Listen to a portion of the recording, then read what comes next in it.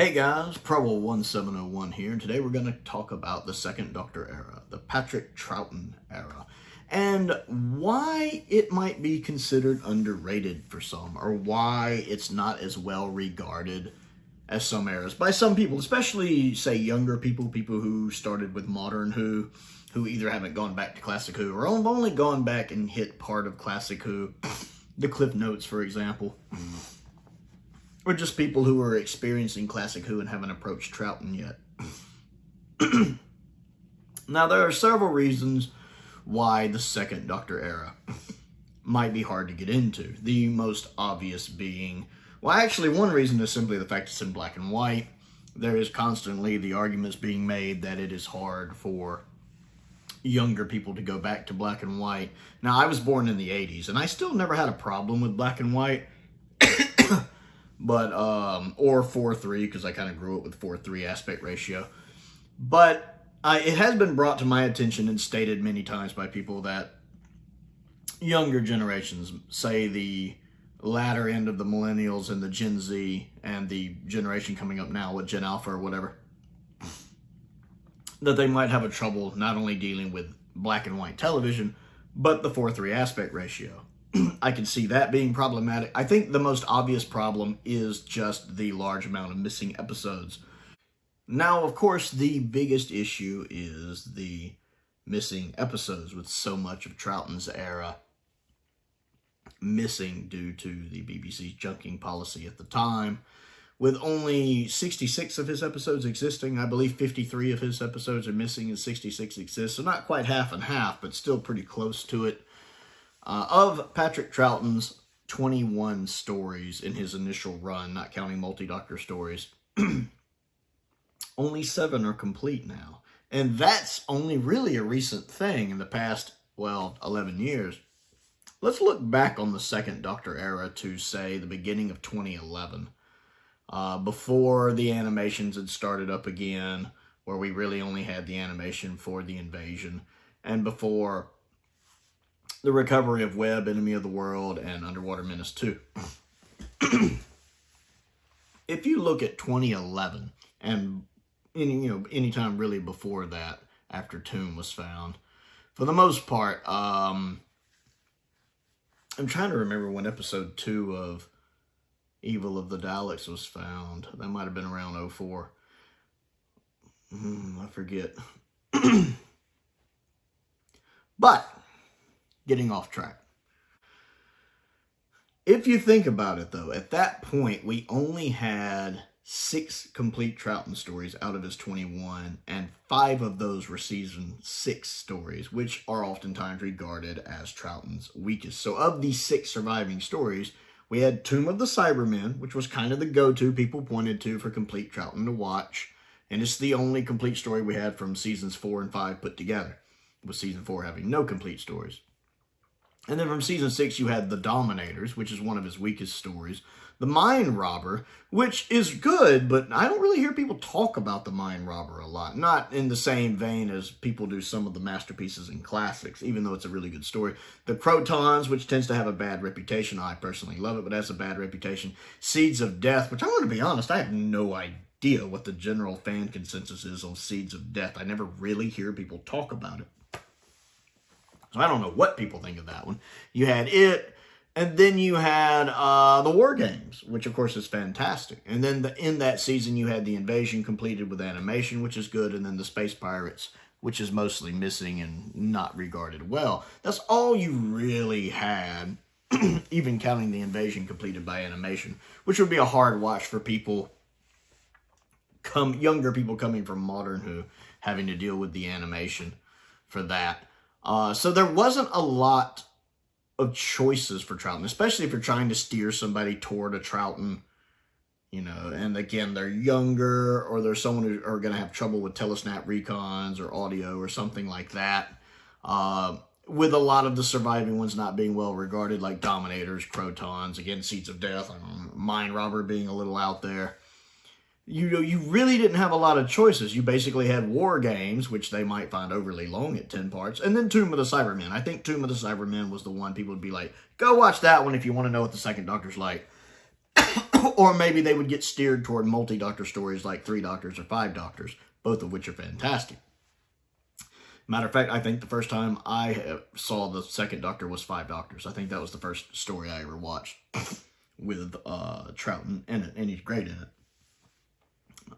So I think especially then, it would be really hard for people to get into the second Doctor era. I think people tend to go more to the first Doctor era because he is the first Doctor. So if you love Doctor Who, you kind of want to see the first Doctor just because it's the first Doctor.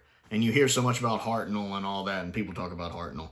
And so much more of Hartnell's era is intact, with 17 of his 29 stories being intact. Season 2 being almost completely intact. Season 1 being mostly intact, with really only 2 stories affected by missing episodes, Marco Polo and Reign of Terror, which have had its episodes animated, and even Season 3 having some intact stories in there. So Hartnell is far less affected by missing episodes. His era is easy to go back to and watch. And again, the first Doctor being the first Doctor, people are going to want to see where Doctor Who came from. So they're going to want to go back and watch An Unearthly Child. Of course, they're going to want to go back and watch The Daleks, because it's the Daleks' first story, even if it drags a bit. And the sad thing is the first couple stories could put some of those people off, because the Doctor is very much more grumpy in those early stories. Not the Doctor we know yet. He softens up pretty quickly in Season 1, but a lot of people might not stick around that long. By the time they try finishing the Daleks, which drags at 7 parts, especially if they're trying to watch it all in one go, which the show wasn't made to be viewed like that, I think that could be problematic, and so they don't even finish the first Doctor so much. Let's get to the second Doctor, which again is with so much missing at the time, until just, again, the past decade or so, just over a decade, there just wasn't a lot of options. Now, we have far more options with the second Doctor now. We, of course, have gotten episode 2 of Underwater Menace, which is my understanding does improve Underwater Menace for some people. I think episode 2, when it came back and people got to see it, I think episode 2 is held to be a lot better than episode 3. So I think that did help the story's reputation a little bit. And then, of course, we got Enemy of the World, and that got completely reassessed. Seems to be held in high regard of the fandom now, and it is another pre-season 6 Troughton story that we have complete, we can steer people towards. And then we got most of the Web of Fear, which already had a really good reputation. This just kind of, I think, solidified that. It's frustrating with episode 3 missing, because if episode 3 was intact, it would be very easy to point people who are just discovering the second Doctor for the first time. I think it would be a good one to steer them towards and say, hey, this has got atmosphere, this has got tension, this has got great set design. This is what Doctor Who is all about. But I think that missing episode 3 is problematic, because can they get through that one episode telesnap? And if they want to go with the animation, can they deal with that animation? Because, I mean, think about it. Us classic Who fans who love that era struggle with that animation. It's not a very good animation. So how would you get them through it? Just be like, just knuckle down and suffer through this, and it gets better after this, I promise. Plus, you get to meet the Brigadier for the first time. So that episode missing is very frustrating because of that. It would be a great one to steer people towards otherwise. But we've also gotten, now with the animations, we've gotten so much more back with the animations. I think this is where we get to with younger fans, is can they enjoy the animations? And the interesting thing is the way they do the animations now, there's so many different ways to watch them. Say something like the Faceless Ones, which has surviving episodes. You have several different options if you're younger, or say you're a Doctor Who fan and you're trying to show a friend of yours who is a Doctor Who fan, but he only watches Modern Who, or she only watches Modern Who. They only watch Modern Who.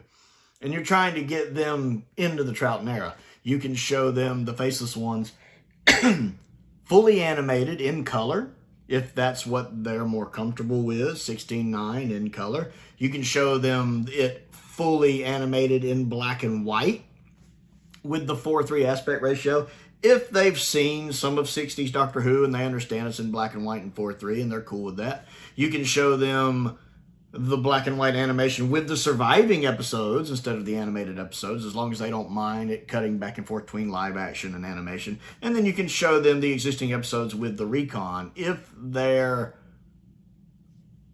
willing to be able to deal with recons. My way of watching the Faceless Ones is I either watch it in color with all 6 episodes animated, or I watch it in black and white with the surviving episodes. I watch it with the black and white animation with the surviving episodes. Now, if they're good and they're fine and they don't mind switching back and forth between live action and animation, then I think you're going to be good, especially since Faceless Ones, it doesn't feel jarring to me. The animation matches the areas pretty well for those early episodes. And then you have something like Macroterra, which is, of course, fully animated. And if someone has a problem going from live action to animation, like, say, the Invasion or the Moon Base, you could show them something like the Macroterra, because it's fully animated. It's not long. It's one of the best animations, just the quality of it, with the character designs being very good, the backgrounds being done really well, and the fluidity of movement for the characters in it being unmatched, unparalleled. It is the best movement we've had in an animation. They move very, very well. And it's only 4 parts. So it's a great way to, I think, segue them into potentially watching the animations and getting to know the second Doctor better. Especially since Macroterra is really a good choice for black and white or color. Now, I believe the black and white version is still in 16:9 too as well. I don't think they cropped 4:3 for it. I think they started that with the Faceless Ones. But I think it's a great opportunity to get someone to watch a short story. It's not too long, 4 parts, and the creative liberties mean it doesn't look like it was done on a budget. It doesn't quite look like Classic Who. It's a little more modernized in a way that works, even if the incidental music can be a little jarring, just a little. Not enough to be bothersome, in my opinion. I think that the Macroterra is a perfect one to show them. And then we've had so many animations because of this. It has just really opened up the Troughton era now. Season 4, you can watch every Troughton story except the Highlanders now in at least animated form. Power of the Daleks is completely animated. The special edition of it especially is very good. Underwater Menace, you can watch it fully animated in black and white or color, or you can watch it animated with the surviving episodes. The Moon Base, again, being an older animation, might be a little harder for some because you're going from animated to live action to animated to live action. That might be more problematic for some people. I think the animation's done really well and blends in perfectly with the surviving footage. Plus, just the animation itself is kind of the pinnacle of that pre-Power of the Daleks animation. Planet 55 really took all of the lessons they had learned with their previous animations on Reign of Terror and 10th Planet. I really think this is their masterpiece here. It came out really well. I absolutely love Troughton's likeness in it a lot. And then, of course, Macroterra is fantastic. Faceless Ones is good. I would have probably never experienced Faceless Ones if it wasn't for the animation. And then Evil of the Daleks. So you actually can experience both of Troughton's Dalek stories now much better than you ever could before with either just listening to them on audio or watching them through loose cannon reconstructions. It really does. As someone who's very visually minded and I like to see movement, I have trouble with some of the recons. Some not so much. I love the Galaxy 4 recon. But some of the recons are really hard to get through. And Evil of the Daleks being 7 parts with only 1 surviving episode would have been a hard one for me. So seeing it in animated form really opened up Season 4 for me. And Season 4 is my favorite Troughton season now. I love that. You move into Season 5, and of course you already had Tomb. But now we can watch all of Abominable Snowmen. We have all of Enemy of the World. We have with the animation, we can watch Web of Fear. We have Ice Warriors with its missing 2 episodes animated. Again, you're switching from live action to animation to live action, but it's only a switch from one to the other once. You go from live action to animation once, and then after episodes 2 and 3, you switch back to live action, and you're good. So it's not too jarring. Fury from the Deep, you can watch completely animated. I don't personally like that animation, but you can experience that story now. With really the only problem with this season now being Wheel in Space. That's it, Wheel in Space, which you figure they would have animated by now. So Season 5 has been opened up so much, and then Season 6, of course, it's really just space pirates being problematic with the invasion long being completed with the animation. So now I think more than ever is it's the easiest time to get into the Troughton era with it being so much more available, so much more in a media that makes it easier to consume, I think. And I also think, you know, talking about the Troughton era, the fact that it is hard to go back and revisit for people, you'll notice it's the only one we haven't gotten in the collection range yet. And again, this is just due to the large amount of missing episodes. We have gotten 5 Tom Baker seasons. We've gotten 2/3 of the Davison era. We've gotten both Colin Baker seasons. We've gotten 2/3 of the McCoy era. We've gotten 3 of John Pertwee seasons. Of this 26 season box set collection that we are collecting, we've gotten 15 of them. 15 out of 26. We still do not have a Troughton. And that is just due to the rough shape of the era, which again ties in with it being hard to get to. Also, while people can still buy DVDs of it, the DVDs can be expensive. You pay a lot of money for one story. You're getting a much better deal with the collection range. Now they've gone up a bit as inflation's gone up. That's just the name of the game. But you're still really getting a lot of value for your money with these collection sets. So a lot of people probably would buy maybe a collection set to experience Troughton. So they wouldn't have to spend so much money per story. But we still haven't gotten a Troughton story yet. And that is a shame. That is truly, truly a shame. And hopefully we'll get that rectified sooner than later. I do think that is probably the hardest thing for younger fans to get into the second Doctor era. Even like modern Doctor Who fans who are trying to get into classic Doctor Who. They want to see Tom Baker. They want to see William Hartnell, John Pertwee. They want to watch classic Doctor Who because they like Doctor Who, want to experience more of the show. The second Doctor era, again, I could see being the hardest simply because it's not like us, the older fans, where we can make do with reconstructions and animations because we understand, we're used to it, we're used to older TV. So you're having to ask a lot of younger fans. You're having to ask them to watch it in 4:3. You're having to ask them to watch it in black and white. And often the case with Troughton stories, you're having to ask them to watch stories that aren't complete. And again, as I mentioned earlier in the video, it's just kind of frustrating that some of the few complete Troughtons we have, only 7 of them, most of them, or some of them, just aren't the best Troughton stories, with the Dominators as a good example. And while I like the Crotons, I could understand someone approaching 60s Who early on, especially the second Doctor era early on, maybe not being as enamored with the Crotons as I am. The Seeds of Death, I also think, while being good, is not great. It doesn't blow me away. Better than the Ice Warriors, but it's still, the Troughton Ice Warrior stories are my least favorite Ice Warrior stories. I prefer the Peloton stories and the modern Who Ice Warrior stories. So you're really stretched thin there with either showing them something like the Mine Robber, which is very Doctor Who, the War Games, where you run the risk of it being too long. The War Games is 10 parts. That might be a very big ask for someone who is not used to watching that slower pace of television. 10 episodes could be a lot. Of course, you have Tomb of the Cybermen, which is a good go-to, I guess, and Enemy of the World, which is 6 parts. I haven't watched Enemy of the World enough to really get a feel for its pacing, in my opinion. I think I've watched it twice. It's just not one I go back to a lot. But if you show them any other stories, you're having to ask for considerations. You're either having to ask them to sit through telesnap recons, which especially for someone who's not used to having to do that, that could be problematic. Or you're having to ask them to watch an animation. And in that case, I think you go with one of the newer animations, one of the ones that's fully animated, maybe in color. Maybe that would be easier for someone to experience the second Doctor, to watch something like Evil of the Daleks in full color, Faceless Ones in full color, Macroterra being only a 4-parter, as I've touched on already, in full color.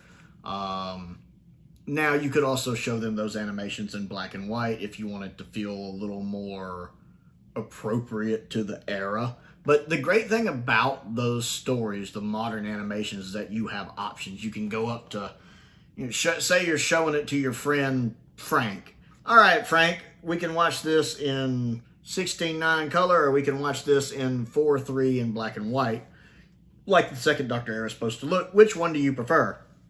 And then Frank can pick the one he prefers.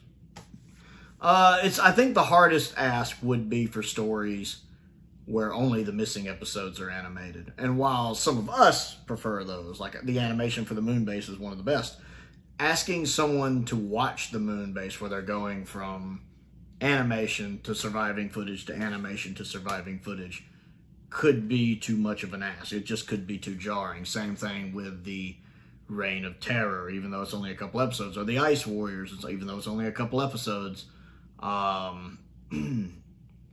I think that could be a bigger ask. Something like Power of the Daleks, especially if you're only showing them the 2016 version. But if you own the 2016 version, you should also own the 2020 version. It's worth the upgrade. Maybe they like Daleks. Maybe they're really big on Dalek stories. Maybe they want to see the first post-regeneration story. That's a good one to go to for that. But due to just the limited number of complete stories, even something like Web of Fear, they're still going to have to get through episode 3, either being a telesnap recon or being that atrocious animation. So you still have to make choices with that story. You could show them the Abominable Snowmen fully animated. That's a good story. The animation for it's good. And then you could segue them into the Web of Fear, since that is a sequel story to it. But yeah, because of that, I feel like the Troughton era might be harder to approach for younger people. Which is a shame, because he has so many good stories. The frustrating thing is so many of his truly good stories are just not very approachable for someone young due to something like the War Games where they're overly long, or just something like Season 4 where none of them are complete. Matter of fact, for Troughton, none of them are even more than half complete, which is a shame, because Season 4 is my favorite Troughton season. I love Season 4. And even with Season 5, you only have 2 complete stories to pick from. So your choices for showing them complete, truly good stories that'll wrap their attention with Troughton is slim. And other than that, you're having to ask them to make some concessions, either dealing with telesnap reconstructions or animations. So yeah, I could see the Troughton the Troughton era being the hardest, possibly, for someone more versed in Modern Who to go back to and try to get into. Because again, the Hartnell era at least has 17 complete stories. Hartnell did 29 stories, and 17 of them are complete. So there's a lot there, especially from seasons 1 and 2, to go through, and even 3 from season 3. Whereas Troughton just does not have a lot to work with. And I could see that era being much more harder to approach, even than 80s Who, even than Colin Baker, and even than Sylvester McCoy, because at least their eras are complete. Whether you like them or not is subjective, but they're complete. So I want to know what you think about this. So comment down below and let me know. Tell me how hard you might think it'd be for someone new to classic Doctor Who to approach the second Doctor era, and what you think of the second Doctor's era. Don't forget to click the like button and the subscribe button. I also have a Patreon if you would like to support me on that. There's a link to that down in the description below. Several different tiers there to choose from. My entry-level tier is only $2 a month. I want to give a shout out to a couple of my top tier patrons, Colin Coney and Perkins. I appreciate their support, as I do the support of all of my patrons. It is appreciated. I also have a P.O. box down there if there's anything you'd like to send me to look at and review. Links to the Amazon wish list are down there. Links to the Amazon UK wish list are also down there. Those are 2 separate things. And most importantly, thank you for watching.